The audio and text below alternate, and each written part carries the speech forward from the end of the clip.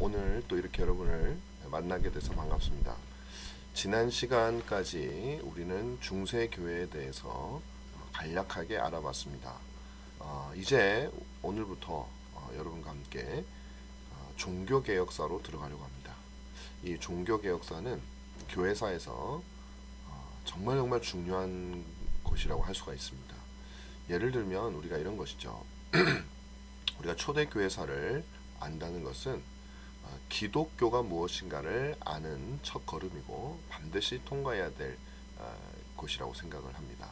특별히 초대교회사를 공부하는 것은 기독교의 정체성이 담겨 있다고 볼 수도 있습니다. 유대교가 있고 그 당시에 많은 이교 신앙이 있었지만 그 중에서도 성경을 통해서 또 삼위일체 하나님을 통해서 또 신인성을 가지신 한인격이신 그리스도를 또 알면서 그렇게 기독교가 다른 신앙과 구분되어져서 초대교회를 통해서 생겨나게 되었습니다. 자, 그런데 그렇게 세월이 지나다 보니까 많은 비성경적인 것들과 또 잘못된 것들이 교회 안에 생기게 되었습니다. 그래서 생겨나게 된 것이 바로 종교개혁입니다. 그러므로 이 종교개혁을 안다는 것은 여러분들이 개신교 신앙이 무엇인가 하는 것을 아는 것입니다. 초대교회를 통해서 기독교가 무엇인가를 알고 그 다음에 종교개혁사를 통해서 우리가 개신교 신앙이라는 것이 도대체 무엇인가, 어떤 정신을 가지고 종교개혁은 일어났는가, 왜 일어나야만 했는가. 초대교회를 통해서 기독교를 알게 됐다고 했는데 그 초대교회의 연속이라고 우리가 생각을 하고 있는 중세교회가 어떠하길래 종교개혁은 일어났어야만 하는가. 우리 종교개혁 교회와 중세교회 혹은 로마 가톨릭 교회는 무엇이 다른가. 이 모든 것들이 종교개혁사를 통해서 우리가 알 수 있게 되는 것입니다. 그래서 여러분들이 이 종교개혁사를 배운다는 것은 개신교가 무엇이고 개신교의 정체성이 무엇인가 하는 것을 가장 뚜렷하게 배울 수 있는 방법이에요. 물론 우리는 종교개혁이 일어난 지 500년 후를 살고 있습니다. 여러분들은 자연스럽게 개신교라고 하는 그 환경 속에서 태어나고 자라났거나 혹은 전도가 되어져서 교회로 개신교회로 들어오게 되었을 것입니다. 여러분들이 알고 있는 개신교회는 이미 정착해져 있는, 세워져 있는 개신교회입니다. 그럴 경우에 우리는 정말 개신교회가 어떤 목적과 어떤 정신으로 어떤 정체성을 가지고 생겨났는가 하는 것을 파악하는 데는 굉장히 많은 오랜 시간이 걸릴 뿐만 아니라 이미 세워져 있기 때문에 그것을 정확하게 파악하기도 쉽지가 않습니다. 왜냐하면 500년의 세월 동안 변질이 일어날 수 있기 때문에 그런 것이죠. 그러므로 종교개혁사를 통해서 여러분들이 개신교가 무엇인가를 배운다는 말의 의미는 개신교가 그 전에 있던 로마 가톨릭 교회와 왜 반드시 결별되어져야 했고 무엇이 차별이 있는가를 배우는, 그러니까 개신교의 정체성을 배우는 가장 확실한 방법이다. 그래서 역사를 알지 못하면 우리의 정체성을 알기가 굉장히 어렵습니다.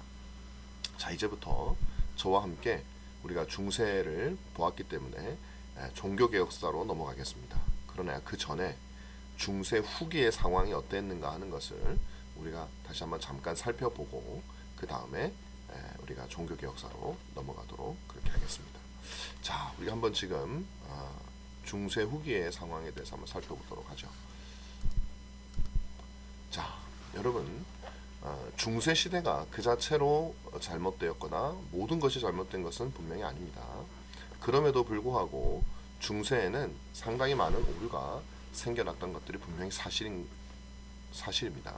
그래서 제가 여러분들에게 말씀하기를 교회가 그 당시에 필요하다고 해서 어떤 것이든지 간에 철저한 성경적이고 그 성경의 바탕을 둔 신학적인 점검 없이 과연 이것이 하나님께서 성경을 통해서 우리에게 명하시는 것인가에 대한 그런 철저한 점검 없이 당장 우리 눈에 보이기에 좋다는 이유로 그것들을 도입을 하게 되면 교회 안에 켜켜이 쌓이게 되고 당장은 유익할지 모르지만 세대가 거듭되어질수록 그런 것들은 악습으로 혹은 비성경적인 요소로 많은 사람들의 신앙을 해하고 또 어렵게 하는 그런 장애물로 것을 우리가 쉽게 볼 수 있고 그 증거가 바로 중세교회라는 것입니다. 자, 중세교회 우리는 지금까지 신학자도 보았고 그 다음에 교황들의 모습도 살펴보았고 그리고 우리는 그 중세의 국가적인 그런 신앙이 어떻게 기독교 신앙이 확장되어져 갔는가 하는 것들도 우리는 함께 살펴보았습니다. 이제 우리는 중세 말에 어떤 심각한 오류가 있었는지 그래서 왜 종교개혁이 일어날 수밖에 없었는지 살펴보도록 하겠습니다. 자, 먼저 우리가 보게 될 것은 중세 로마 가톨릭 교회가 가지고 있었던 여러 가지 신학적 오류에 대해서 살펴보도록 하겠습니다. 첫 번째로 우리가 보게 될 것은 중세 교회가 가지고 있었던 비성경적인 7가지의 성례입니다. 중세 로마 가톨릭 교회에는 뭐 지금도 마찬가지고요. 성례를 7가지로 구분을 합니다. 근데 여기서 로마 가톨릭 교회가 말하는 성례와 우리가 생각하는 성례는 조금 다릅니다. 로마 가톨릭 교회의 성례는 한 사람이 구원을 이루는 데 있어서 상당히 매우 필요한 것이고 필수적으로 요구되는 것이고 그 성례는 반드시 사제에 의해서만 집례될 수 있기 때문에 성례가 없이는 혹은 사제가 없이는 한 사람의 구원이 불가능하게 되는 그런 중요한 역할을 감당하는 것입니다. 그래서 이것은 당연히 성례의 역할을 강조하는 것이기도 하지만 동시에 그 성례를 집례하는 사제의 지위와 위상을 굉장히 강화하는 역할을 해왔다라는 것이죠. 그래서 이 로마 가톨릭 교회는 7가지의 성례가 있는데 주님께서 성경에서 정하신 것은 오직 2개밖에 없습니다. 세례와 성찬밖에 없는데 이 7가지의 비성경적인 성례를 제정하는 오류가 있었고요. 그 다음에는 여기 보면 Treasury of Merit라고 하죠. 공로의 보물, 보관함, 그렇죠? 그 다음에 교회의 보관함. 이 Treasury라는 것은 보관함인데 어떤 좋은 것들이 담겨 있는, 보물이 담겨 있는 그렇게 볼 수가 있는 것입니다. 그래서 이 로마 가톨릭 교회는 교회 안에 혹은 어떤 교황이 쓸 수 있는 교회가 가지고 있는 그런 잉여 공로, 다시 말하면 예수 그리스도를 비롯해서 마리아라든지 아니면 여러 성자들이 가지고 있는 그들이 구원을 받고 남을 정도로 많은 선행을 했기 때문에 그 남은 공로가 없어지는 것이 아니라 교회에 여기 있는 Treasury of Merit의 공로의 보물함에 쌓인다는 것이죠. 그래서 이 공로의 보물함에 쌓여 있는 이 공로를 교황이 임의대로 그것을 누군가에게 전달을 해줄 수가 있다라는 교리를 발전시켰어요. 바로 여기에서 종교개혁의 직접적인 도화선이 되었던 이 면벌부 혹은 면죄부라고도 하지만 더 정확하게 말하면 벌을 면제해 주는 거기 때문에 면벌부가 발행되는 신학적 근거가 바로 여기에 있게 되는 것입니다. 자, 그렇죠. 그 다음에 이것도 성경적인 근거는 없습니다. 그 다음으로 우리가 보는 것은 이제 구원론의 오류죠. 이 밑에 쭉 이제 설명이 나와 있는데 첫 번째는 칭이라고 하는 용어가 성경에서 말하는 것과 다르다고 이해를 한 겁니다. 다시 말하면 지금도 마찬가지지만 로마 가톨릭 교회는 칭의라는 개념 속에 성화를 포함하는 개념이 들어가 있습니다. 그래서 이 사람들은 그것을 한국말로 번역을 할 때 칭의라고 하지 않고 의화라 그럽니다. 똑같이 justification, 우리가 의롭게 되다라는 의미인데 우리는 그것을 그렇게 불러준다, 그렇게 여긴다라는 의미에서의 칭의라고 하고 가톨릭 교회에서는 의화, 점점 의롭게 되어 간다라, 그래서 성화의 개념이 포함되어 있죠. 자, 그 다음에 그렇게 되면 어떻게 됩니까? 우리가 믿음으로 말미암아 구원이 완성되는 것이 아니라 우리가 그 믿음을 통해서 점점 의롭게 되어져 가는 실질적인 변화가 있어야 구원에 이르게 된다라고 하는, 칭의를 받게 된다라고 하는 그런 개념이기 때문에 인간의 공로가 포함이 되는 겁니다. 자, 그 다음에 세미 펠라기아니즘, 우리가 한국말로 하면 반펠라기오스죠. 세미라는 의미죠. 그것은 뭐냐면 펠라기아니즘은 오로지 인간의 공로로 구원을 받지만 이 로마 가톨릭 교회는 좀 물러섰어요. 그렇지만 그리스도의 하나님의 은혜와 플러스 인간의 공로가 함께 어우러져야 구원에 이르게 된다고 하는 공로주의를 얘기하고 있습니다. 어차피 똑같습니다.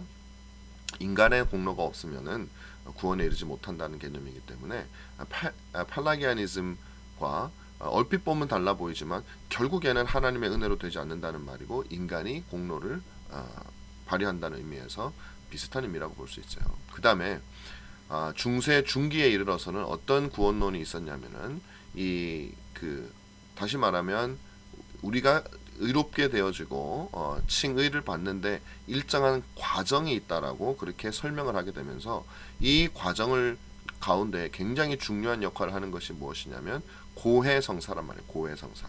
그래서 우리가 의롭게 되어지기 위해서는 반드시 고해성사라고 하는 일정한 과정을 거쳐야 되고 우리의 죄를 사함받고 그 다음에 우리가 그것으로 말미암아 우리 자신을 더욱더 거룩하게 만들어가는 일정한 어떤 형벌 혹은 보속의 개념을 우리가 수행을 할 때 우리는 실질적으로 의로움으로 나아간다라는 개념입니다. 그래서 이들은 우리가 의롭게 되는 과정을 이렇게 말을 했어요. 처음에 세례를 통해서 은혜가 우리에게 주입이 됩니다. 주사기처럼 은혜가 쭉 주입이 되는 거예요.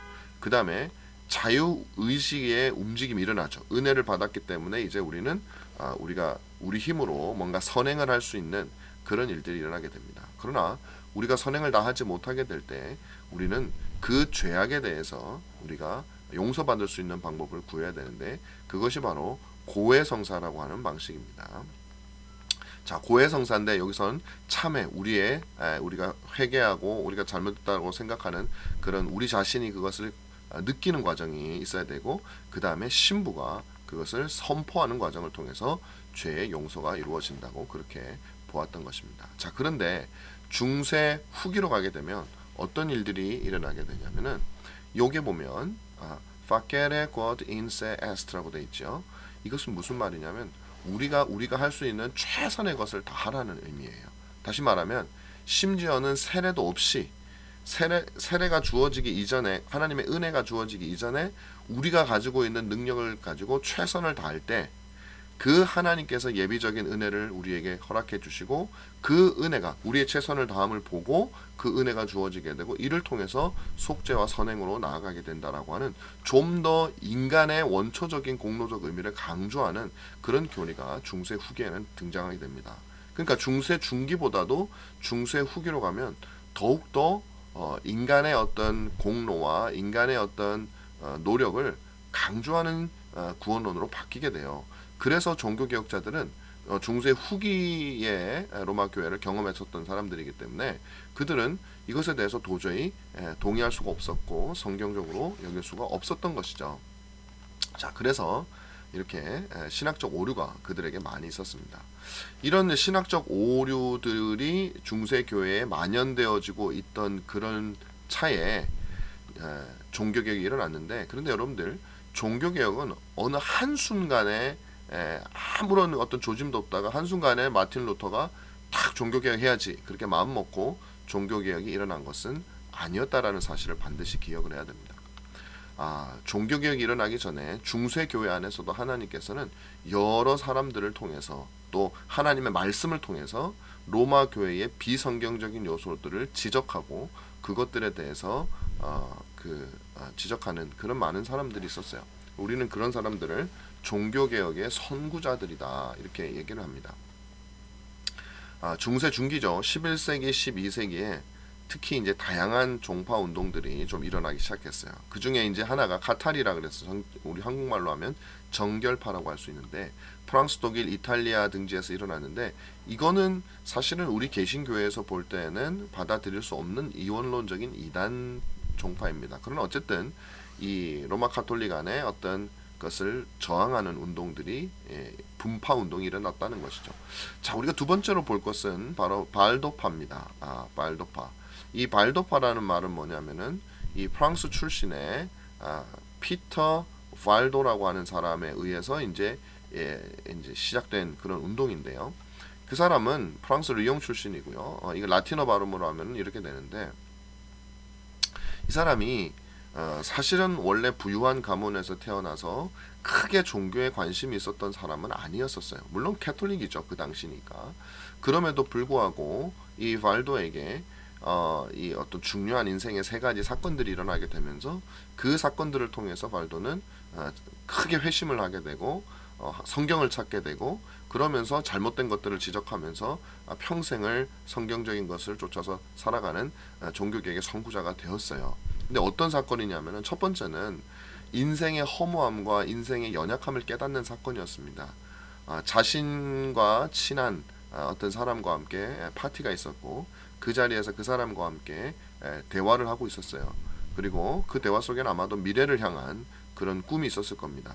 그때 당시 발도의 가정은 이 옷을 파는 그 상인의 가정이었고 그렇게 해서 재물을 모았기 때문에 아마 그도 그런 어떤 사업적인 얘기를 했을 수 있겠죠. 그렇게 미래에 대해서 서로 얘기하고 있던 그 찰나에 그 발도의 친구죠. 그 사람이 갑작스럽게 심장마비로 죽는 것을 발도가 경험하게 되죠.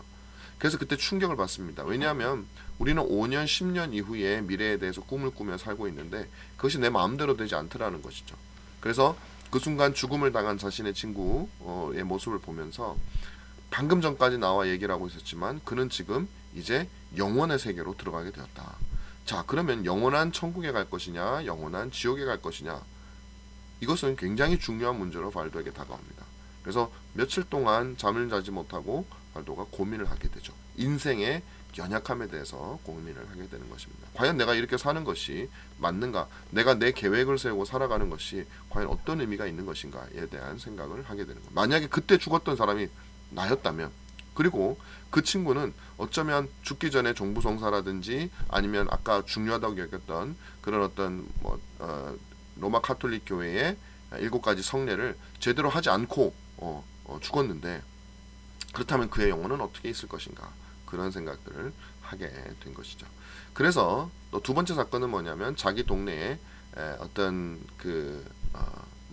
미스트레이라고 그러는데 음유 시인이라고 우리가 번역을 하는데 그런 어떤 떠돌아다니면서 노래를 부르고 또 댄스를 추기도 하는 그런 사람들. 그래서 그 사람들은 어떻게 보면 그 당시에는 외부에서의 소식을 들을 수 있는 어떤 귀한 뉴스 자원이기도 했죠. 그런 사람들이 와서 발도의 마을에서 이제 여러 가지 공연을 하면서 아주 짧은 설교를 하게 되는데 그 설교의 내용 중에 어떤 것이 있었냐면은 그로부터 한 700년 전에 살았던 알렉시스라고 하는 사람이, 그 사람이 성경의 말씀을 따라서 자신의 모든 재산을 다 가난한 자들에게 내어주고 그가 예수 그리스도의 명령을 따라서 영혼을 향해서 살았다라는 그 메시지를 전해주는데 그것이 피터 발도에게는 굉장히 중요하고 의미있게 다가왔어요. 그래서 발도는 성경 말씀에 나오는 특별히 사람이 두 주인을 섬기지 못할 것이다 라고 하는 그 말이 그의 가슴에 딱 꽂혀가지고 이제 자신의 재산의 많은 부분을 아내에게 넘겨주고 남은 것들을 불쌍한 사람들에게 다 나눠준 다음에 맨발로 그렇게 이제 복음 전도를 하는 그런 사람이 되는 기회가 되기도 했다라는 것이죠. 그 다음에 또 비슷한 시기에 30대 시절에 일어났던 일입니다. 비슷한 시기에 있었던 일이 뭐냐면 로마 교회가 화채설, 성찬에서 떡과 피가 실제 주님의 살과 피로 바뀐다라고 하는 이 화채설을 공식적인 교리로 주장을 하게 됩니다. 그 전까지는 암암리에 사람들이 그렇게 생각해 왔지 공식적으로는 발표하지 않았는데 그것을 발표하는 것을 피터 발도가 듣게 되죠. 그래서 그는 이 모든 일들을 통해서 자신에게 일어났던 일들을 통해서 정말 이 교회가 주장하는 것, 특별히 이 화채설 같은 것들이 맞는가 하는 것에 대해서 성경을 찾아보기로 했습니다. 그래서 자기는 라틴어라든지 아니면은 히브리 헬라를 잘 못하기 때문에 자신의 친구에게, 공부를 많이 한 친구에게 신약 성경을 프랑스어로 번역을 해달라고 해서 실제로 번역을 했어요. 그리고 그 번역된 프랑스어 성경을 열심히 읽기 시작하고서 발도는 여러 가지 결론에 도달하는데 그 결론의 그 핵심은 뭐냐면 지금 로마 카톨릭 교회는 성경과 너무 많이 벗어나 있다라는 사실을 깨닫게 된 것이죠. 그래서 개인적으로 성경을 연구하고 그 다음에 우리의 신앙이 하나님 앞에 참된 의미에서의 회개하는 거, 당시 성사에 참여하는 것이 아니라 참된 의미로 회개하는 거, 그 다음에 설교하는 거, 자발적으로 빈곤하게 사는 거, 그리고 성자 숭배하는 거, 그거 성경적이지 않다는 거, 연옥 성경적이지 않다는 거, 면죄부 성경적이지 않다는 거. 이때 당시로는 이 십자군 전쟁이 한창이었기 때문에 그때 군사들을 모집하면서 면벌부를 발급을 했거든요. 맹세라든지, 그러니까 많은 부분들에 있어서 로마 카톨릭의 교황권도 마찬가지입니다. 많은 것들이 정말 비성경적이라는 것을 알고 그것에 대해서 저항하기 시작했던 사람이 누구냐면 필터 발도예요. 근데 이 필터 발도의 이 주장에 대해서 많은 사람들이 동의를 하고 그를 막 쫓아다니기 시작했는데 그 사람들을 우리는 발도파라고 부르는데 이 발덴시안스 혹은 발덴시스라고 부르는 이 사람들은 이때만 잠깐 있다 사라진 것이 아니라 그 이후에 프랑스뿐만 아니라 특별히 어디에 주로 많이 갔냐면 프랑스하고 스위스 국경지대에 있는 알프스 산맥 쪽에서 이제 많이 살았어요. 그래서 핍박을 받으니까 많이 살았고 그쪽으로 피신을 했고 거기서 종교 개혁 때까지 아니 그 이후까지 지금까지도 이 발도의 신앙을 이어받은 이 발도파 사람들이 여전히 존재하고 있다는 사실입니다. 그리고 이들에 의해서 종교 개혁은 또 어떻게 보면 그때까지도 있었기 때문에 물론 아주 중요한 역할을 했다거나 뭐 그런 것은 아니지만 그래도 일정한 자양분을 공급받을 수 있었다는 것을 우리는 알 수 있게 되는 것이죠. 그래서 이 발도파는 그 이후에 엄청나게 많은 핍박을 받으면서도 저기 스위스 산지에 도망가서 살면서 그렇게 자신들의 신앙을 지켜왔던 스위스가 아니라 이제 이탈리아 북부인데요. 그쪽에 주로 많이 거주를 하면서 살았던 그런 사람들이었다라는 것이죠. 그 다음에 우리가 볼 수 있는 그 종교개혁의 선구자는 존 위클리프라고 하는 사람입니다. 존 위클리프. 이 사람은 영국 사람이에요. 피터 발도보다는 좀 후대 사람이고요. 그래도 14세기니까 종교개혁보다는 벌써 200년 가까이 전이죠. 150년 정도. 자, 옥스퍼드 출신의 신학자였습니다. 이 존 위클리프도 마찬가지로 하나님의 말씀, 성경을 라틴어에서 영어로 번역을 하고 그 성경을 연구하면서 하나님의 말 그 사람들에게 전파하는 거죠. 그래서 그가 성경을 연구한 결과 나타난 그의 결론은 뭐냐면 교황과 교황청의 부패가 너무나 심각하다라는 사실. 그래서 비판합니다. 아주 용기 있는 사람이죠. 세속 권력의 독립과 교회 재산의 국가 귀속을 주장을 했다. 교회가 돈을 가져서는 안 된다라는 생각을 했던 것이죠. 하나님의 은혜는 교회의 성직자들을 거치지 않고 직접 신자에게 전달된다. 제가 아까 말씀드린 대로 중세교회는 모든 성례를 통해서 은혜가 주어지는데 그 성례를 주관은 오로지 사제밖에 할 수 없기 때문에 사제는 하나님과 인간 사이를 맺어주는 아주 중요한 역할을 했는데 그게 아니라 하나님께서 그리스도의 중보로 성령을 통해서 우리에게 직접적으로 당신의 은혜와 필요한 것들을 공급하신다는 것을 우리가 알게 된 것이죠. 성경을 강조하며 성경을 영어로 번역했다. 물론 이제 앞에서 제가 말씀드린 이 부분 성직자들을 거치지 않고 직접 전달한다라는 말의 의미를 여러분 잘 이해하셔야 됩니다. 예를 들면 뭐 목사가 필요 없다거나 교회 직분자가 필요 없다거나 그런 뜻은 아니에요. 그것은 하나님께서 그들에게 주신 역할들을 그들이 감당할 뿐이죠.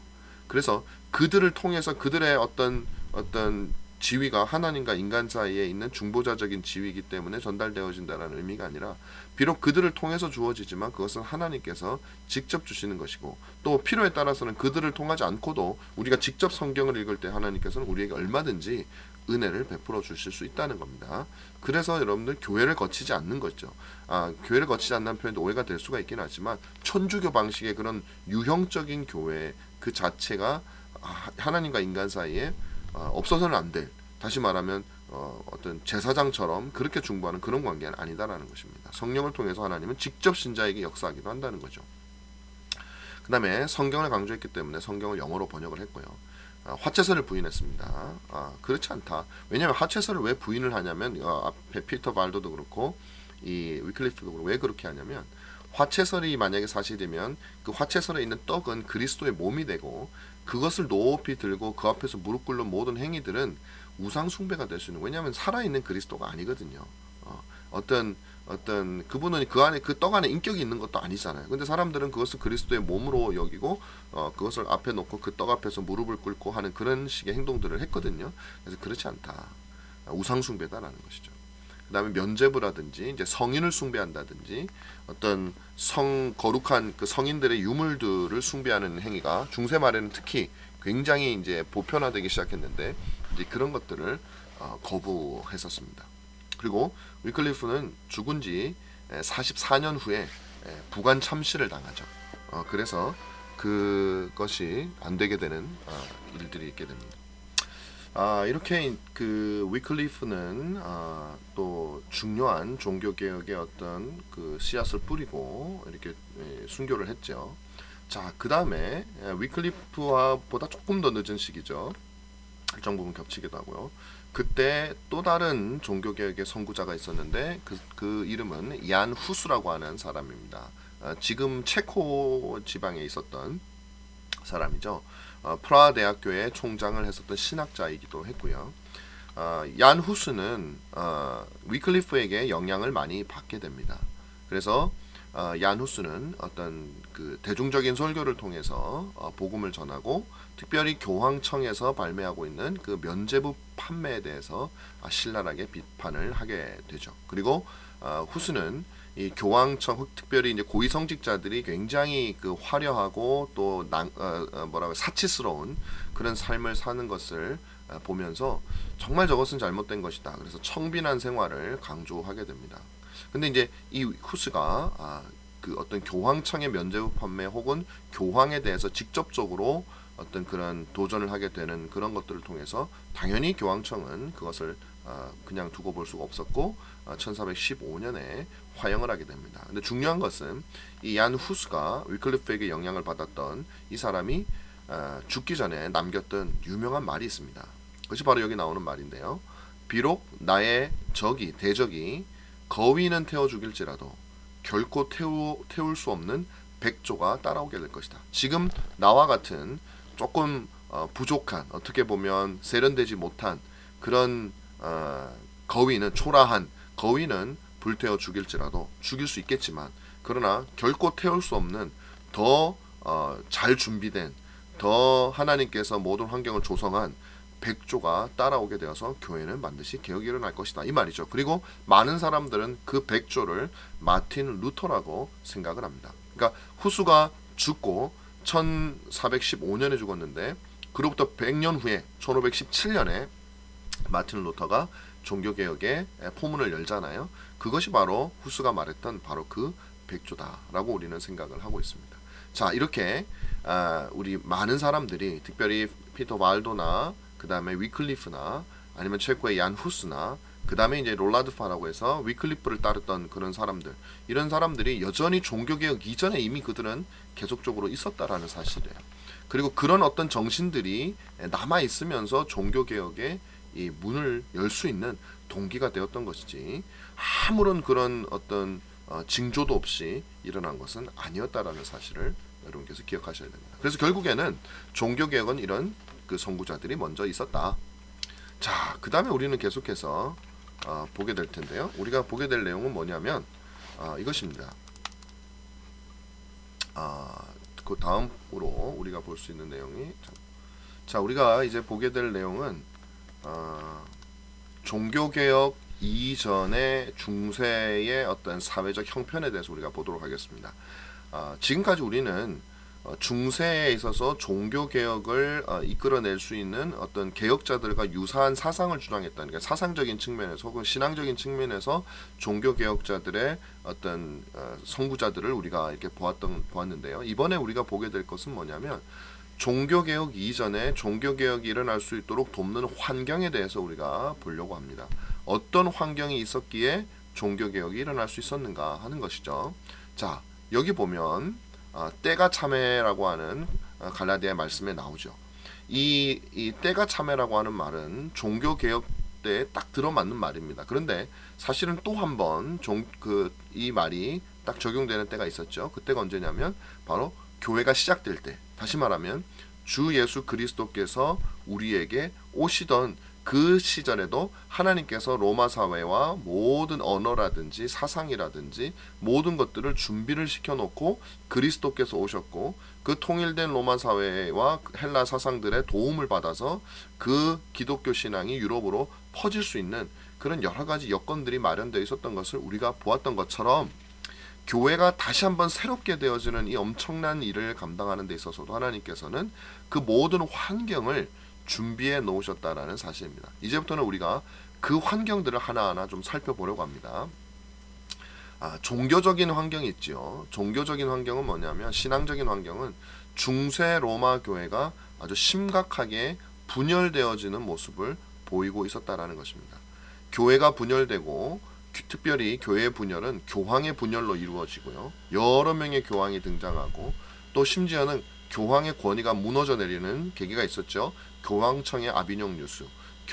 프랑스에 있는 아비뇽으로 교황이 왕권에 의해서 굴복되어져서 그곳으로 교황청이 옮겨지는 그런 어떻게 보면 굉장히 비참한 지경을 당하게 되었고, 그런 어떤 중세 말의 그 혼란스러운 교회와 고위 성직자들이 보이지 못하는 그런 도덕적인 타락과 그 다음에 어떤 정치적인 문제 이런 것들이 다 겹쳐져서 이 국민들의 마음을, 또 성도들의 마음을, 신자 유럽의 그 많은 유럽 사람들의 마음을 불안감을 안겨준 거예요. 그 전까지는 교회가 우리를 그래도 든든하게 지켜주는 곳이었는데 오히려 사람들을 불안하게 하는 것이죠. 그 다음에 또 어떤 게 있습니까? 사회적인 문제가, 사회적인 그 형편이 조성이 되었어요. 뭐냐면 14세기에 큰 기근이 일어나고요. 아주 그냥 이 혹한이 유럽 전역을 휩쓸고 홍수가 납니다. 그러니까 식량이 부족해지죠. 그러니까 이 사람들의 삶 자체가 너무나도 궁핍해지는 거예요. 너무나도 어려워지는 거예요. 거기 플러스 흑사병이 돌기 시작했습니다. 그래서 우리 지금 코로나처럼, 그래도 물론 코로나가 확산되는 힘은 굉장히 강하지만 이 흑사병은 그냥 죽는 거예요. 그러니까 유럽 인구의 3분의 1이 죽었다고 할 정도였으니까, 그렇다면 거의 모든 집에 한 사람 정도의 죽은 사람은 평균적으로 나왔다는 건데, 이거는 재앙이죠. 우리 대한민국의 거의 모든 가정에 한 명씩 죽었다고 여러분 한번 생각을 해보십시오. 단기간에.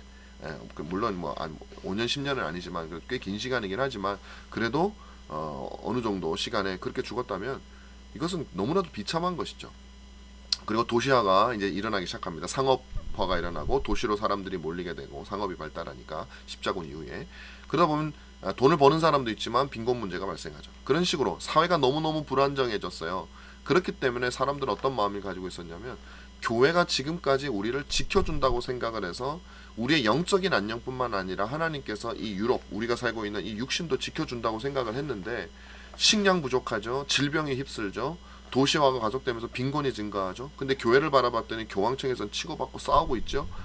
이 모습 속에서 내가 하나님이라도 저 사람들 못 도와주겠다, 교회의 편 못 들겠다, 그런 마음을 들면서 교회를 무신하게 되는 마음이 생기게 돼요. 자, 그 다음에 또 경제적인 어려움이 있죠. 중세의 어떤 봉건제도가 붕괴되기 시작합니다. 상업이 봉건제도가 붕괴된다는 거 하는 것은 뭐냐면은 어떤 중산층이 형성되기 시작한다는 거예요. 어떤 몇몇의 지배계층들만 모든 땅을 가지고 사람들이 거기에 자신들의 생명줄을 걸고 사는 것이 아니라 내가 돈을 벌어서 나의 부를 축적할 수 있게 되는 그런 일들이 일어나게 되는 것이죠. 상업이 발달되고, 상업이 발달되면 상공인이 당연히 성장을 하겠죠.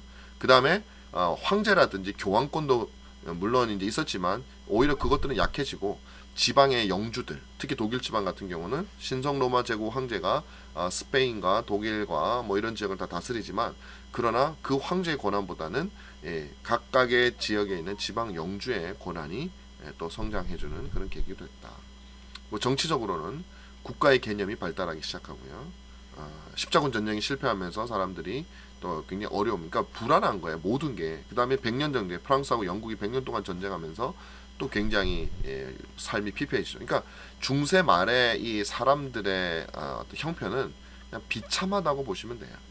그래서 결국 로마 교회가 지금까지 일곱 성례를 통해서 자신들을 어떻게 보면 다스렸던 이 로마 교회가 우리들을 지켜준다라고 하는 그 중세 시대의 사람들의 믿음이 붕괴가 되는 거죠. 그 말은 뭐냐면, 로마 교회를 대체할 수 있는 어떤 것들을 마음속으로 기다리고 있었다라는 말이 되는 겁니다. 그래서 종교개혁이 성장할 수 있는 토양이 만들어졌던 거예요. 그래서 제가 방금 말씀을 드렸지만, 종교개혁 직전의 상황이 사회, 경제, 정치적으로 불안정하고, 종교적으로다가 보면 구원의 근거를 자신에게 두죠. 그 다음에 온갖 미신이 퍼집니다. 다시 말하면 믿음으로 말미암아 의롭게 되는 성경의 이 중요하고 정말 필수적인 이 교리를 가르치지 않다 보니까, 구원의 근거를 자기 자신에게 두니까 더 불안한 거예요. 내가 죄를 범하거나 내가 뭘 잘못했을 때 나는 하루아침에 지옥 갈 사람이 되는 거예요. 뭘 좀 잘했을 때는 또 괜찮은데 천국 갈 것 같다가 또 우리가 실수하면 지옥 갈 사람. 이것은 사람들을 점점 더 불안하게 만드는 겁니다. 이런 불안한 마음이 어떤 형태로 나타나게 되냐면, 성례도 열심히 참석하지만 온갖 미신, 특별히 성유물, 그래서 어떤 우리의 구원이 교황의 면죄부에 의존하거나 아니면은 성유물들을 통해서 예를 들면 어떤 성자라든지 아니면 순교자라든지 그런 사람들, 이제 더 나아가게 되면 예수님이 직접 쓰는, 제자들이 쓰던 어떤 옷이라든지 뭐 십자가의 어떤 뭐 못이라든지 이런 것들이 아주 어떤 성스러운 능력이 있다고 생각을 한 거예요. 그래서 그것들을 보유하고 있으면 그런 유물 하나당 가치에 따라서 연옥에서의 우리의 고난의 삶을 뭐 100년, 1000년, 뭐 몇천 년을 줄여주는 그런 식의 미신들이 퍼지게 되었던 거예요. 그래서 루터가 있던 지역에 영주였던 그 프레데릭 3세 같은 경우에는 19,000점이나 되는 유물을 보관했어요. 그리고 이 유물이 어디서 주로 오게 됐냐면 십자군을 통해서 예루살렘에 갔잖아요. 그 예루살렘에 가서 그곳에서 너무나도 많은 것들을 그 사람들이 가져온 거예요. 예수님과 관계, 사실 다 어떻게 보면 가짜들이 대부분이죠. 그러나 그렇게 전해 내려오는 것들을 가져와서 이것은 예수님이 십자가에 박혔던 그 못이다. 예수님을 십자가에 못 박았던 그 못이다. 뭐 이것은 예수님의 수이다. 뭐 이런 사람들이 그것들을 널리 퍼뜨렸다. 그래서 19,000개나 되는 것들을 보유할 정도였다라는 것입니다. 그러니까 모든 게 불확실한 거예요. 두려운 거예요. 자, 그거에 대한 로마 가톨릭 교회가 가르치는 신학적인 반응은 어떤 것이냐? 이거예요. 그렇게 불안해하는 사람들에게 더 열심히 하라는 거예요. 야, 불안해? 그럼 더 완벽한 삶을 살아. 이렇게 얘기하는 거예요. 그래서 중세에 살았던 한 사람이 이런 글을 쓴 게 있습니다. 뭐냐면 이겁니다. 내가 아는 한 확실한 것이 세 가지가 있는데 이 모두는 다 내 마음을 무겁게 한다. 확실한 게 있으면 좋아야 되는데 확실하기 때문에 마음을 무겁게 하는 거야. 첫 번째 확실한 건 뭐냐면 내 영혼을 고통스럽게 하는 것인데 그 이유는 내가 죽을 것이다. 이거 너무 확실하잖아요. 난 죽을 것이다. 무겁죠. 자, 두 번째, 내 마음을 더 고통스럽게 하는 것인데 죽긴 죽는데 언제 죽을지 모른다는 거. 당장 죽을 수도 있다는 것이죠. 더 불안한 거예요. 이제 세 번째는 정말 괴로운 거예요. 내가 죽어서 어디로 갈지 모른다는 것이다. 죽는 것도 괴로운데 언제 죽을지도 모르고 죽어서 어떻게 될지 모른다라는 이 불확실성, 다시 말하면 구원의 확신의 부족이죠. 여러분, 종교개혁의 굉장히 중요한 발생 원인은 결국에는 내 구원을 어떻게 확신할 것인가의 문제입니다. 그리고 루터는 그 확신을 우리의 믿음에서 찾은 거죠. 근데 놀라운 사실은 지금도 우리가 개신교 신앙, 종교개혁 신앙을 주장하지만 너무나도 많은 성도들이 두 가지예요. 하나는 구원의 확신이 중세 카톨릭처럼 없거나 하나는 잘못된 구원의 확신을 가지고 있는 경우라거나 혹은 하나를 더 뽑자면 구원의 확신의 문제를 별로 중요하게 여기지 않는 겁니다. 여러분, 종교개혁은 구원의 확신의 문제로 일어난 운동이라고 봐도 크게 과언은 아닙니다. 그만큼 중요한데 종교개혁의 후계자라 우리도 종교개혁의 교회의 일원이라고 여기는 우리들은 이제 더 이상 구원의 참된 확신에 대해서 별로 관심을 가지지 않거나 혹은 잘못된 구원의 확신이 교회에 만연하게 되는 그런 현실을 맞이하게 되었다는 것이죠. 그것은 중세와 너무 유사합니다. 중세의 성도들의 구원의 확신은 뭡니까? 7가지 성례에 열심히 하라는 거예요. 그리고 여기 나오는 것처럼 네가 더 열심히 하나님의 말씀을 선행하면서 지키라는 것이죠. 이것은 참된 구원의 확신을 줄 수 없는 것이에요. 사람들이 만약에 이것을 통해서 구원의 확신을 가진다면 그것은 잘못된 구원의 확신을 가진 것입니다. 루터는 그것을 경험하게 된 것이죠. 그래서 이 모든 불안함의 원인이 무엇이냐면 로마 교회에서는 구원의 확신을 가질 수 없다라는 이 사실이었어요. 자, 그렇게 해서 이런 신학적인 이거 뭐 제가 너무 많은 효과를 넣다 보니까 자, 이런 여러 가지 그 당대의 배경을 통해서 종교 개혁이 일어나게 되는 것입니다.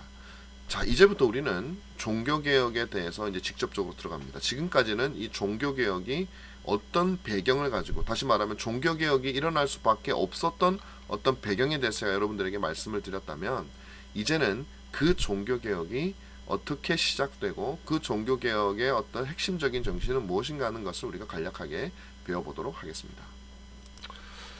먼저 아무래도 종교 개혁하면은 결국은 종교 개혁의 핵심적인 인물들을 살피는 것이 맞습니다.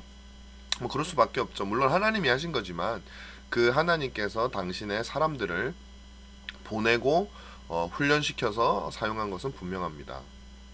그리고 지금도 교회 주인은 그리스도이시고 그리스도께서 하시지만 그 그리스도께서는 당신의 종들을 통해서 당신의 교회를 지키시고 새롭게 하시고 또 사단과 잘못된 교리와 또 당신의 양들을 언제라도 낚아채 가려는 그런 의도에서 주님께서 막으시는 것은 바로 이 직분자들, 사람을 통해서 하는 것이니까요.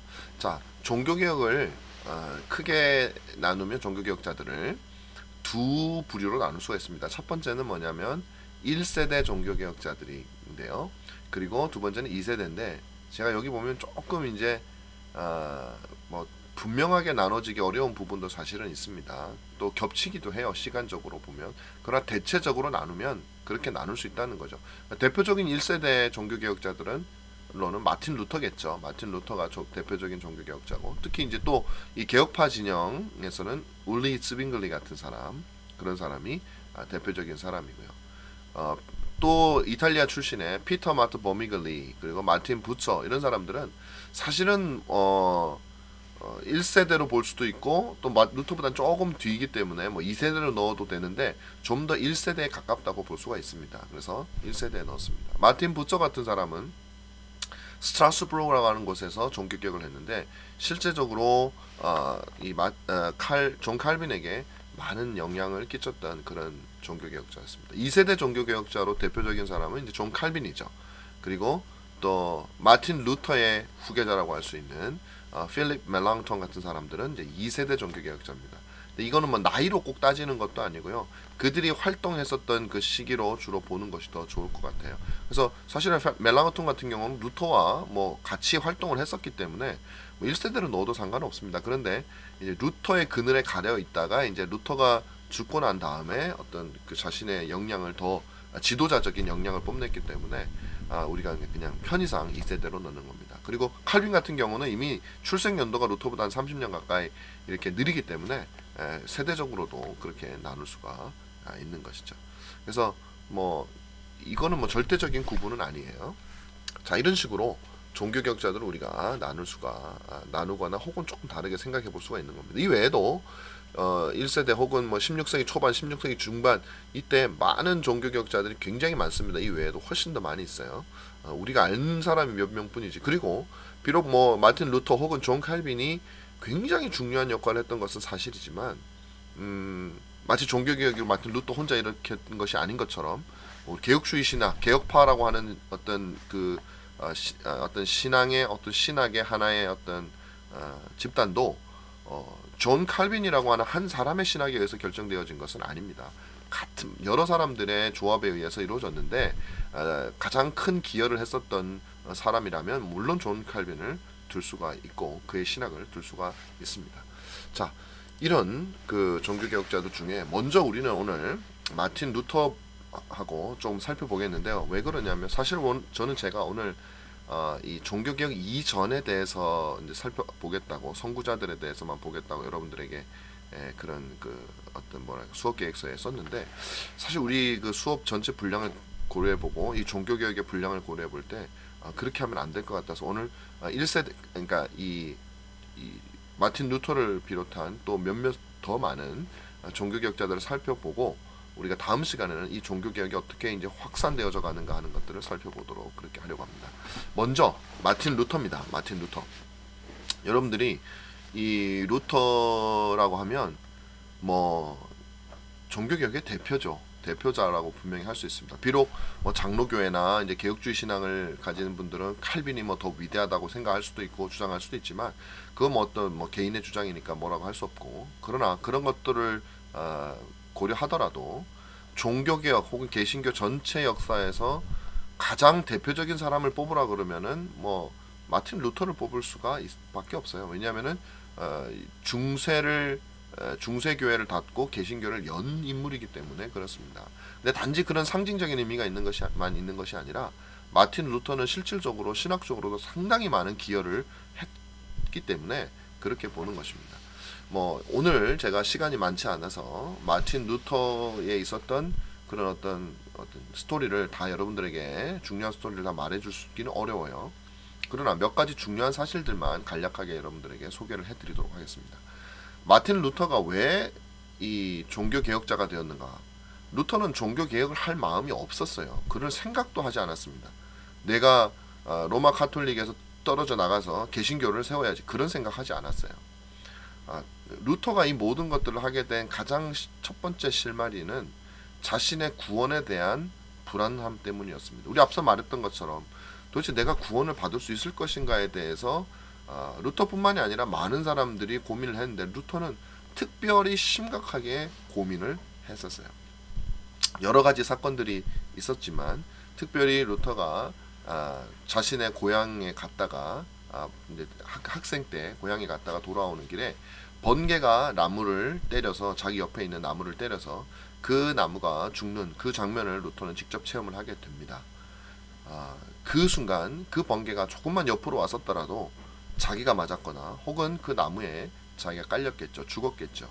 그런데 자기가 살았었던 거예요. 그때 루터는 굉장한 불안감을 느낍니다. 아까 우리 피터 발도하고 비슷해요. 내가 언제 죽을지 모르는구나. 내가 언제 사라져 버릴지 모르는 연약한 존재라는 것은 알게 된 거예요. 이것 성령의 역사라고 저는 봅니다. 왜냐하면 우리 수많은 사람이 갑자기 죽는 모습이나 이런 것들은 수도 없이 봅니다. 그러나 모두가 루터처럼 그것을 자신에게 적용하지는 않아요. 루터는 적용했어요.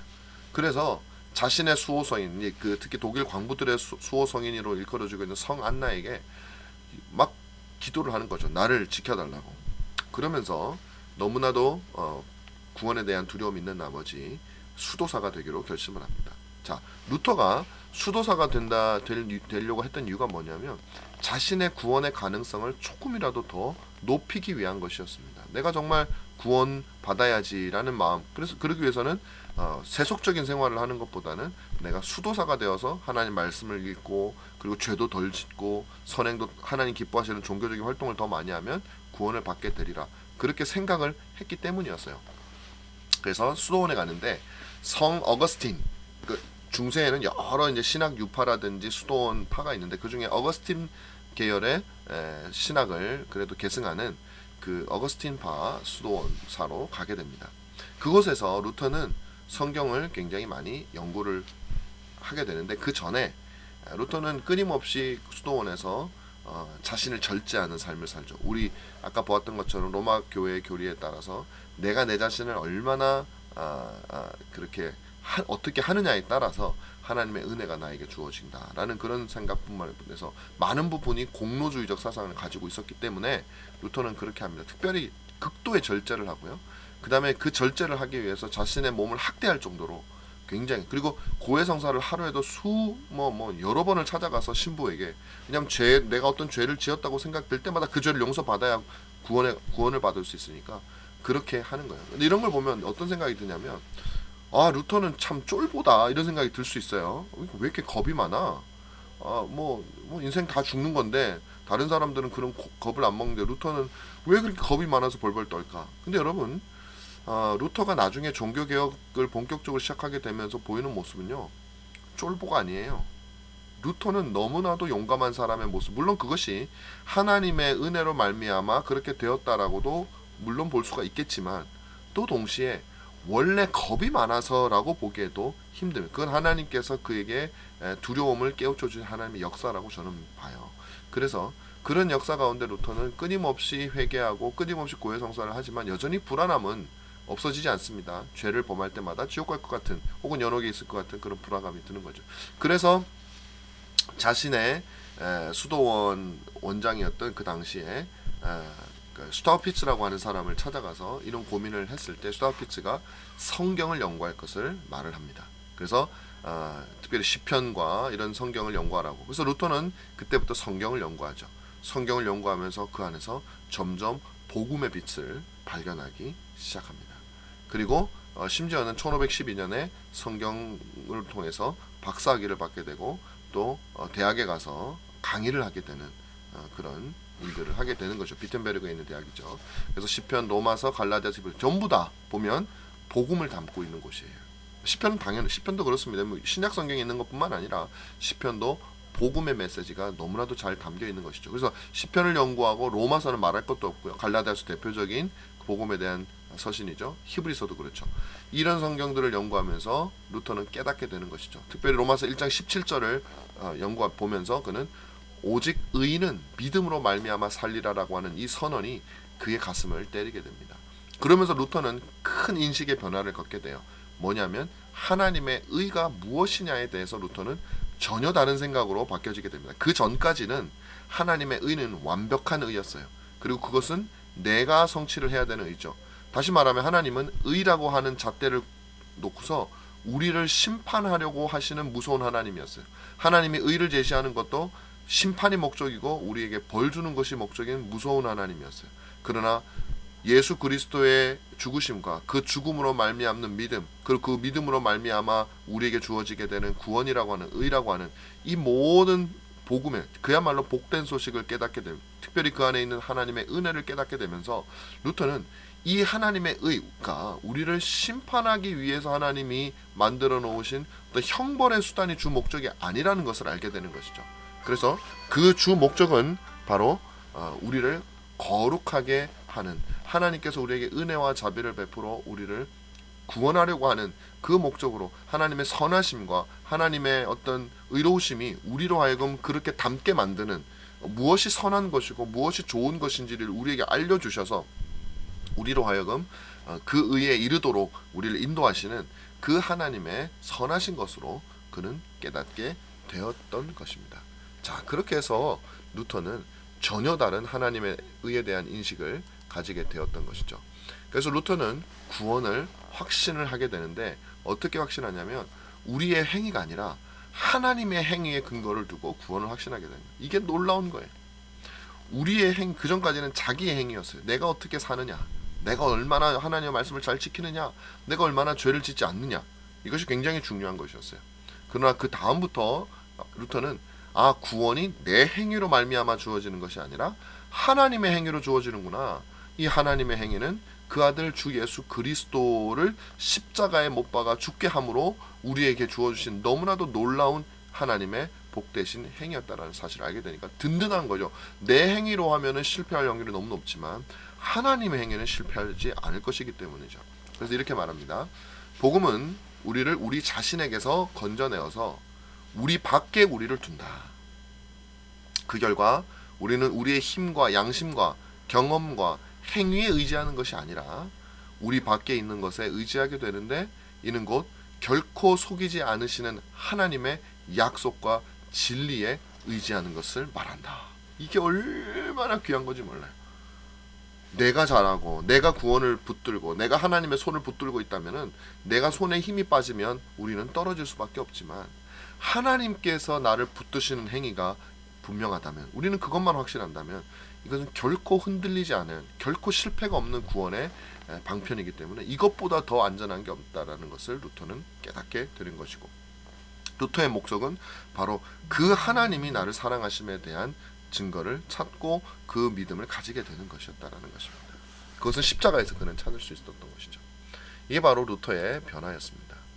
자, 이제의 종교개혁의 결정적인 계기가 되었던 면죄부에 대해서 우리가 잠깐 살펴보겠습니다.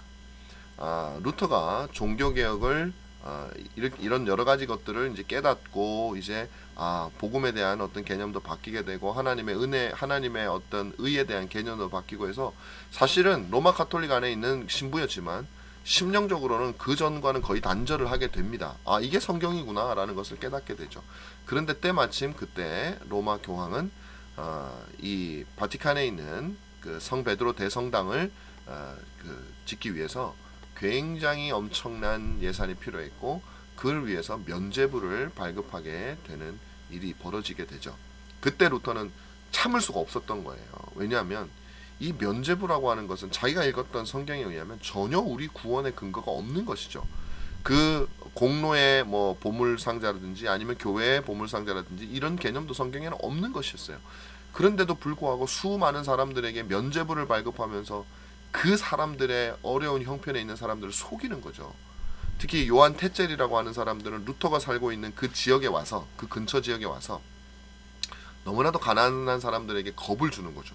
하나님이 너희를 어떤 고통 가운데 연옥에 있게 하실지 모르느냐. 그러면서 막 겁을 주는 거야. 불 속에서 사람들이 막 고통스럽게 죽어가는 것 같은 그런 묘사도 하면서, 그러나 이 모든 것을 이기기 위해서는 교황이 주는 면죄부가 있으면 된다라고 하면서 그들에게 면죄부를 파는데 사람들이 두려우니까 없는 사람들도 자신의 전 재산을 가져와서 면죄부를 사는 그런 모습들을 보게 되는 것이죠.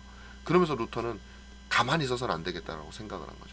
근데 이 면죄부는 고해성사에서 유래되는 것인데 사실은 오늘 우리가 이제 이 부분은 다음 기회에 여러분들께서 어떤 이 종교개 역사를 좀 더 자세히 배울 때 그때 배우는 게 좋을 것 같아요. 또 우리 개론 시간에 또 이런 구체적인 내용까지 너무 배워버리면 우리가 진도를 다 갈 수가 없기 때문에 그렇게 하겠습니다. 자, 면죄부를 판매를 하게 됐다는데 문제가 있어요. 그 근거는 아까 말했지만 은혜 보고, 공로의 보고, 교회 보고 거기에 성인들의 공로가 이제 모아져 있기 때문에 교황이 그것을 언제든지 나눠줄 수 있다라는 교리에 따라서 그렇게 된 것이죠. 자, 그래서 루터는 이런 비성경적인 것들을 보고서 안 되겠다. 이것은 반드시 시정되어야겠다라고 생각을 했어요. 그런데 그 당시 이땐 중세잖아요. 아직 루터가 종교개혁 하기 전이니까 루터는 중세 사람이거든요. 이 중세의 문화는 특히 스콜라주의에서의 문화는 뭐냐면 자신이 기존에 있는 것들의 어떤 사실이라 확립되어진 혹은 받아들여지고 있는 어떤 사실에 대해서 반대의 의견이 있을 때는 언제든지 토론을 제시할 수 있는 것이죠. 중세의 어떤 학문하는 방법은 어떤 사실이 있고 그 사실에 대해서 반론을 제기하고 그 반론에 대해서 선생님이 다시 자신의 반론으로 그 학생들에게 가르치고 계속해서 논쟁이 이어가는 가운데 결론에 도달하게 되는 그런 방식이었었습니다. 자, 그런 그 방식에 익숙해져 있던 루터죠. 왜냐하면 박사학위를 받을 때 그렇게 받는 거거든요. 그리고 그때 서약을 합니다. 내가 앞으로 어떤 일이 있을 때 학문적인 일이 있을 때 반드시 이런 방식의 토론을 할 것이라고 서약을 합니다. 그래서 루터는 지금 그것을 보고 그런 토론을 하고 싶었어요. 처음부터 내가 종교개혁을 해야지라는 생각을 가진 것이 전혀 아니었습니다. 루터는 토론을 하고 싶었어요.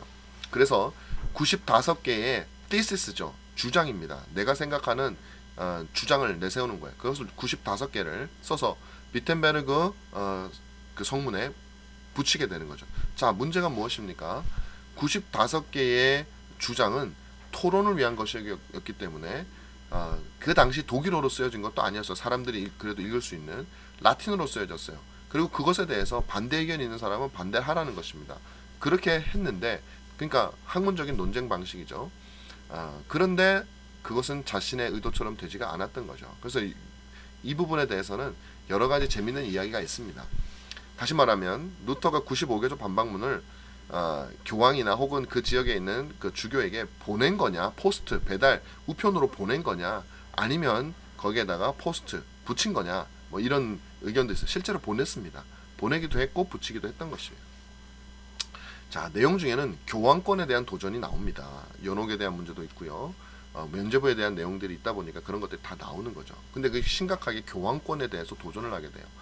이거를 로마 교회는 그냥 넘어갈 수가 없었던 것입니다. 왜냐하면 이미 그것이 확산되어지고 있었기 때문에 제가 아까 종교개혁이 이제 될 수 있도록 모든 여건이 조성됐다라는 것에서 아주 중요한 걸 하나를 제가 빠뜨렸어요. 그걸 제가 왜 빠뜨렸는지 모르겠는데 그 중에 하나가 뭐냐면 바로 인쇄술의 발달입니다. 구텐베르크에 의해서 종교개혁 직전에 인쇄술이 발달되어졌고 그 인쇄술의 발달로 말미암아 이제 많은 책들이 한꺼번에 많은 분량이 찍어질 수 있었던 것이죠. 그래서 루터의 어떤 그런 반박문이라든지 아니면 루터의 글들은 급속하게 사람들의 입으로만 전달된 것이 아니라 인쇄가 되어져서 전달이 되어지는 바람에 교황에게는 그것이 상당한 위협으로 다가올 수밖에 없었던 부분들이 있었어요. 자, 이런 문제 때문에 교황은 루터를 혹은 로마 교회는 루터를 다루지 않을 수가 없었다. 자, 여기 보면 루터가 95개조 반박문을 붙이고 있죠. 예. 여러분 저기 보면 머리에 이렇게 그 가운데 머리가 없고 주변으로 이렇게 머리가 나 있잖아요. 그게 뭐냐면 통셔라고 하는 것인데 이건 이제 성직자의 표시입니다. 이게 이제 그 로마 교회의 성직자의 표시인데 엄격하게 말하면 성직자라고는 할 수 없는 수도사들도 사실은 저 통셔를 받아요. 그러면 이제 그러니까 수도사들의 위치는 좀 애매합니다. 그 중세라는 기간을 거치면서 그런 지위가 오르게 되는데 그게 정식의 어떤 그런 성직자도 아니면서 그렇다고 해서 일반 평민이라고도 볼 수 없는 교회에서 어떤 직접적인 직분을 어떤 교구를 관리한 그런 직분 밖에 있기 때문에 정식 어떤 성직자라고는 할 수는 없지만 그렇다고 일반 시민이라고 할 수 없어요. 그래서 이제 이 통전 성직자를 상징하는 통전은 받으면서도 교회 직분이 없는 그래서 그 중간쯤에 있는 사람이라고 보면 되는데 바로 이것이 이제 루터가 원래 수도사였고 그 다음에 신부가 됐기 때문에 그런 것입니다. 그래서 어쨌든 뭐 이건 중요한 건 아니니까 95개조 반박문을 루터가 붙이고 있네요. 이게 이제 그 당시 썼던 95개조 반박문의 내용을 이렇게 이것도 카피본인데 이게 카피본이 이렇게 있습니다. 한번 보시면 되겠죠. 자, 그래서 루터가 이렇게 종교개혁을 하려고 했던 건 아니지만 그 95개조 반박문을 붙였을 때 로마 교황청은 반응할 수밖에 없었고 그 교황청은 루터를 공격할 수밖에 없었어요. 그리고 루터를 파문하게 되죠. 파문이라는 것은 그 당시에는 정말 치명적인 겁니다. 너는 교회의 사람이 아니라는 거죠. 왜 그게 치명적입니까? 유럽 전체가 다 교회 공동체입니다. 어떤 면에서는. 그런데 교회에서 나간다는 것은 그 사회에 그가 사실은 살 수가 없는 것이에요. 자, 그런데 그렇게 어떻게 보면 루터에게 너무나도 불리하고 또 루터는 교황과의 싸움은 정말 계란으로 바위치기와 같은 그런 뭐 어떤 소망 없는 그런 싸움이죠. 그런데 놀랍게도 루터가 종교개혁을 진행할 수가 있었어요. 그것은 바로 루터를 도와주는 사람들이 있었기 때문에 그렇습니다. 그 사람들은 바로 지방의 제후들 혹은 영주들과 그 다음에 새롭게 부를 축적했던 그 미들 클래스, 중산층 혹은 상공인들이 루터를 지지했어요. 왜? 제국의 황제, 이 영주들은 황제 권한에 대해서 저항을 하고 싶었고 특별히 교황권이 자신들의 땅에서 침범하는 것들로부터 자신의 권리를 보호하고 싶었기 때문에 영주들은 교황과 맞섰습니다. 황제는 교황과 맞서지 않았어요. 왜냐하면 황제와 교황은 서로 공생관계였기 때문에 그렇습니다. 그래서 이 둘은 로마 카톨릭으로 딱 뭉쳐 있었어요. 어느 거 하나가 무너지면 자기도 같이 무너질 수가 있었거든요. 자, 그런데 제후들은 또 달랐죠. 황제로부터 압박 들어오는 거. 그렇기 때문에 제후들은 루터 편에 서기 시작합니다. 그리고 상공인들은 새로운 계층들의 상공인들은 자본을 대기 시작합니다. 그래서 이들이 루터가 종교개혁을 할 수 있는 아주 중요한 외적인 요건을 제공해 주죠. 그래서 어떻게 루터는 그런 모든 어려움들을 견디어내면서 지나갑니다. 근데 보름수 회의라고 하는 회의를 찰스 5세 신성 로마 제국 황제인 찰스 5세 혹은 칼 5세가 보름수에서 제국 회의를 개최합니다. 그 회의의 내용은 뭐냐면 지금 문제가 되어서 유럽 전체를 흔들고 있는 이 루터라고 하는 사람이 주장한 것에 대해서 공개 변론을 해서 시시비비를 가리자는 겁니다. 이건 명분이고 이미 그들은 결론을 내려져 있는 상태였습니다. 루터를 갖다가 루터의 모든 것들을 취소하고 만약에 그가 취소하지 않으면 그를 이제 가두는 거죠. 혹은 사형을 시키는 거죠. 그렇게 하기 위해서 말로는 루터에게 너의 안전을 보장한다고 하고서 보름수로 회의로 그를 부릅니다.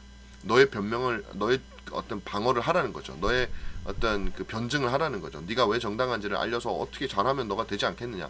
그때 루터는 그들에게 내 신변이 보장이 되냐, 보장이 된다 그랬어요. 그래서 루터는 가기로 마음을 먹습니다. 그런데 많은 동료들이 가지 말라고 이렇게 얘기를 하죠. 너 그거 속임수다. 너 가면 너는 잡힌다. 라고 얘기를 합니다. 그때 루터는 고민을 했지만 다시 루터는 말하죠. 저 기와에 있는 그 지붕에 있는 모든 기와가 다 마귀가 되어서 나를 향해서 공격한다 할지라도 내가 하나님의 진리를 들고 그곳에 가리라 라고 하나님 믿고 용기를 내서 루터는 갑니다. 그 가는 길에 이 보름수 회의에 가는 길에 주변에 있던 수많은 사람들이 루터를 적극적으로 환영을 하고 루터를 지지합니다. 왜냐하면 이미 이 독일 지역의 하층민들 혹은 중산층들은 루터 지지자가 되어 있었어요. 왜냐하면 아시다시피 교회를 믿지 못하는 거죠. 더 이상 교회가 우리를 보호해주지 못합니다. 교회는 부패했어요. 교회는 타락했어요. 교황은 자기의 사리사욕만 채웁니다. 지금 흑사병과 수많은 어려움이 있는데 교회는 우리에게 관심도 없다고 생각해요. 그러나 그 오직 믿음으로 말미암는 구원을 주장하는 이 루터의 주장은 정말로 성경적이었고 사람들의 마음에 큰 위로를 가져다 줬어요. 그래서 사람들은 루터를 지지하기 시작했던 것이죠. 자, 그렇게 해서 루터는 마침내 보름수 회의가 열리고 있는 그 회의장에 제국 회의장에 도착을 하게 되었습니다. 그곳에서 딱 들어갔더니 찰스 5세, 칼 5세 황제가 있고 거기에는 여러 추기경들과 교회 사람들도 나와 있었습니다. 그리고 그 사람들 앞에 루터가 섰습니다. 그러자 그 모든 것을 진행하는 사람이 루터에게 묻습니다. 앞에 보니까 책이 잔뜩 쌓여 있어요. 그래서 말합니다. 이 책이 너의 책이냐, 네가 쓴 책이냐 이렇게 물었어요. 루터는 많은 책을 썼거든요. 그래서 보면 맞습니다, 내 책입니다. 그랬더니 그 황제는 요구를 하기를, 네가 만약에 이 책에 쓰인 내용을 취소하면 나는 너의 목숨을 살려준다. 그러나 만약에 취소하지 않으면 너는 이 죄국을 너무나도 혼란스럽게 했기 때문에 나는 너를 처벌할 수밖에 없다. 뭐 죽게 하는 거죠. 그때 루터는 두려움이 밀려옵니다. 그래서 루터는 그 자리에서 자신의 주장을 말하지 않고 하루만 시간을 더 달라고 얘기를 하죠. 루터는 황제에게 하루의 시간을 더 받고 자기의 처소에 가서 고민을 합니다. 기도를 합니다. 밤을 새도록 기도를 하겠죠. 그러나 기도를 하면 할수록 자신이 나아가야 될 방향은 분명해집니다. 두려움은 사라지고 하나님의 말씀은, 진리는 그에게 뚜렷해졌습니다. 이윽고 그 다음날 다시 회의장에 왔습니다. 황제는 똑같은 질문을 합니다. 이에 대해서 루터는 이렇게 말을 하죠. 성경의 증거와 명백한 나의 이성에 비추어서 나의 유죄가 증명되지 않는 이상 나는 교황들과 교회 회의의 권위를 인정하지 않습니다. 성경과 내 이성이, 그 성경을 바라보는 내 이성이 나를 향해서 너가 죄인이야 라고 말을 하지 않는다면, 당신들이 어떤 고위직을 가지고 어떤 힘을 가지고 회의를 하고 한다 할지라도 나는 그 권위를 인정하지 않는다는 거죠. 사실 이 둘은, 교황과 교회 회의는 오류를 범하여 왔고 또 서로 엇갈린 주장도 많이 해왔습니다. 중세 말에 특히 그런 일이 많았죠. 교황들끼리 싸우니까 어떤 교황이 둘 중에 하나는 최소한 오류를 범하는 거죠. 그러므로 내 양심은 그런 교회 회의나 어떤 교황의 말에 매여인 것이 아니라, 내 양심은 하나님의 말씀에, 이게 이제 개신교 정신입니다. 하나님의 말씀에 사로잡혀 있습니다. 그래서 나는 내가 쓴 것에 아무것도 초래할 수 없고 그럴 생각도 없습니다. 왜? 진리이기 때문에 난 철회할 수가 없습니다. 그리고 내 마음도 그것을 철회하고 싶은 마음이 들지 않습니다. 왜냐하면 내 양심에 반하여 행동하는 것은 안전하지도 현명할지도 한 일도 아니기 때문입니다. 자, 루터는 말합니다. 내 양심은 뭐예요? 양심은 옳고 그름을 구별하는 하나님께서 우리에게 주신 기관이잖아요. 내 양심이 하나님의 말씀에 사로잡혀 있습니다. 이 말은 뭐냐면요, 옳고 그름을 판단하는 기능이 양심에게 있는데 그 양심도 기준이 있어야 판단하거든요. 그 기준이 하나님의 말씀으로 확고하게 세워져 있기 때문에 내 양심이 분명하게 옳다고 말하는 것을, 내가 만약에 그것을 철회한다는 것은 너무나도 위험한 일이고 너무나도 안전한 일이 아니다라는 거예요. 가장 안전한 것은 내가 하나님의 말씀에 사로잡힌 내 양심이 이것이 옳다라고 할 때 그것을 하는 것이 가장 안전하고 가장 현명한 일이다라고 루터는 믿고 있었던 것이죠. 그래서 루터는 이 말을 마친 다음에, 하나님이여 이 몸을 도우소서, 내가 여기 서 있나이다, 이렇게 얘기를 하는 거예요. 그래서 Here I stand, 이 굉장히 유명한 말이죠. 내가 여기 있나이다. 내 주장은 바로 이것입니다. 앞에 써 있는 책이고 그 책이 내 양심에 따라서 쓰여진 것이기 때문에 나는 그것을 절대 처리할 수 없다라는 것이, 하나님, 내가 서 있는 그곳입니다 라고 그렇게 말하는 거죠. 여러분, 이것이 개신교 정신이에요. 이것이 루터를 통해서 꽃피워진 개신교인들이 반드시 받아들여야 될 아주 핵심적인 정신이에요. 우리의 양심을 하나님의 말씀으로 사로잡으라는 거예요. 세상의 드라마나 세상의 어떤 가치관이나 철학이나 아니면 어떤 세상에 떠도는 풍문이나 아니면 TV를 보면 사람들이 말하는 그런 어떤 관습이나 그런 사상들이 내 양심을 잡고 있으면 여러분의 양심은 항상 오판을 해요. 옳지 않은 것을 보고서 옳다 그러고 옳은 것을 보고 옳지 않다 그럽니다. 여러분, 요즘에 우리는 많은 비성경적인 것들을 봅니다. 특별히 동성애 문제라든지 동성결혼 문제라든지 아니면 낙태의 문제라든지 이런 것들을 우리가 보면서 세상 사람들은 그것이 인권을 위하는 거라고 얘기를 해요. 그것이 진정으로 사람을 위하는 것이라고 얘기를 해요. 그리고 그것이 선하다고 얘기합니다. 여러분, 우리는 그런 말을 자꾸 듣고 자꾸 익히게 되면 우리도 그렇게 들어요. 그래서 그것을 반대하는 사람을 보면 나쁘다라는 생각이 들게 되는 것이죠.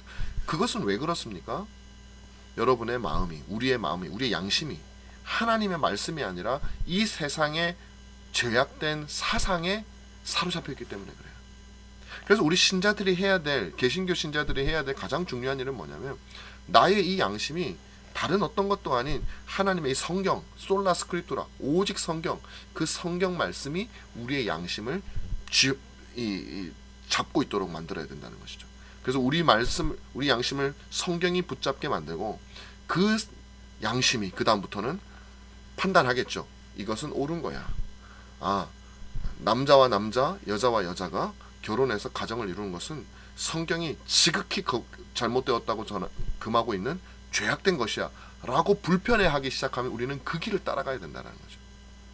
뱃속에 있는 아이가 사람이 아니라고 생각하고 그 아이를 죽이도록 법을 정하는 것은 죄악된 것이야 라는 성경의 말씀이 내 양심에 잡혀 있다면 우리는 세상이 뭐라고 얘기하든지 간에 상관없이 그 길로 가게 되는 것입니다. 여러분, 이것이 바로 개신교 정신이고, 바로 이 개신교 정신에 따라서 피터 발도도, 그들의 후계자인 발덴시안들도, 발도파들도 바로 그 말씀이 자신의 양심 속에 있기 때문에 철회할 수가 없고, 죽으면 죽었지, 내가 고난을 당하면 당했지, 내 양심이 옳다 하는 거, 하나님의 말씀에 사로잡힌 내 양심이 옳다 하는 것을 나는 말할 수. 여러분, 발도를 보십시오. 프랑스어로 번역된 성경을 끼고 살았던 사람이죠. 위클리프 영어로 성경을 번역했던 사람이죠. 루터 독일어로 성경을 번역했던 사람입니다. 모든 이 종교개혁자들과 종교개혁자들의 선구자들은 바로 이 성경이 그들의 양심을 붙들고 있었고, 그 양심의 판단에 따라서 그들은 갔습니다. 그리고 그것이 가장 안전하다고 믿었던 사람들이었습니다. 바로 이것이 개신교 정신이에요. 여러분과 제가, 여러분들이 혹시 앞으로 목사가 된다면, 저도 마찬가지죠. 이미 목사가 됐으니까 우리는 이것을 가르치고, 먼저 가르치기 전에 우리는 이렇게 살기 위해서 발버둥을 쳐야 되는 것입니다.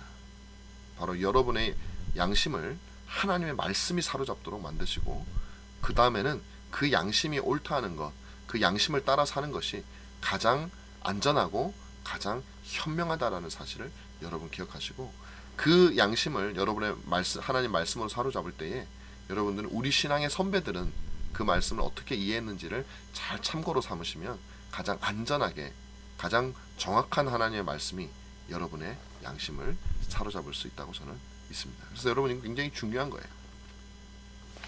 자, 이렇게 해서 마틴 루터는 보름수 회의에서 이런 중요한 말을 합니다. 이 모습이 바로 루터가 보름수 회의에서 그 유명한 말을 하고 있는 장면을 사진을 찍은 게 아니고 이제 상상해서 그림을 그린 거죠. 얼마나 용감하고, 지금 둘러싼 모든 사람들은 자신을 다 반대하는 사람들이죠. 자, 그렇게 해서 그 루터는 이 보름수회에서 사실은 이 말을 하고 난 다음에 이제 죽어야 되죠. 그런데 그 당시 여기 참석해 있었던, 물론 아까 제가 방금 여기 다 반대자라는데 그렇진 않아요. 여기 영주들도 있고 그렇기 때문에 그 중에 루터를 지지하는 사람들도 있었어요. 그리고 밖에는 루터를 지지하는 수많은 시민들이 나와 있었어요. 그 사람들, 영주들과 그 시민들 덕분에 루터는 여기서 살아나가게 됩니다.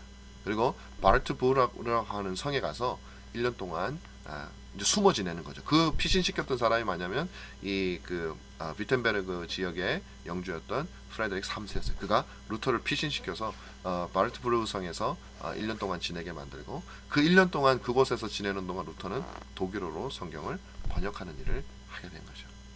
자, 이런 것들을 통해서 루터가 종교개혁의 불씨를 당겼습니다. 그리고 이제 이어지게 되는 것은 이제 존 칼빈과 같은 개혁파 라인, 그 이전에 물론 스빙글리 같은 사람들이 있었지만 그런 사람들을 통한 이제 또 다른 한 주류의 개신교 내의 종교개혁이 이제 시작되게 된다라는 것이죠. 그 종교개혁을 우리가 알아봐야 되는데 이제 시간이 거의 다 됐기 때문에 이 칼빈의 종교개혁부터는 우리가 다음 시간에 알아보면서, 다음 시간에는 칼빈의 종교개혁이 어떻게 이루어졌고 개혁파 라인이 어떻게 이루어졌고 그 종교개혁이 유럽 각지로 어떤 방식으로 확산되었는가 하는 것을 우리가 한번 살펴보도록 하겠습니다. 여러분 수업 들으시느라고 수고가 많았어요. 종교개혁사부터는 정말 우리가 뭐 그전도 다 중요하지만 우리가 가지고 있는 개신교 신앙의 정체성이 여기에 있다라는 거. 종교개혁자들은 이런 생각을 가지고 천주교에서 천주교에 저항했고 그 정신을 이어받은 사람들이 우리라는 거 여러분들께서 반드시 기억을 하시고, 혹시 우리 시대에 사라져버린 정신들이 있다면 여러분 그것 회복하십시오. 마치 초대교회로 돌아가자는 것과 비슷한 의미로 우리는 종교개혁으로 돌아가야 됩니다. 그들의 정신, 그들의 영혼, 그들이 붙들었던 성경을 붙들었던 그 마음, 그런 것들을 우리가 발견했으면 좋겠습니다. 여러분들이 종교개혁사를 통해서 하나님의 교회, 특별히 한국교회의 중요한 일을 감당하는 귀한 주님의 종들이 다 되기를 간절히 바랍니다. 이상으로 이번 강의를 마치도록 하겠습니다.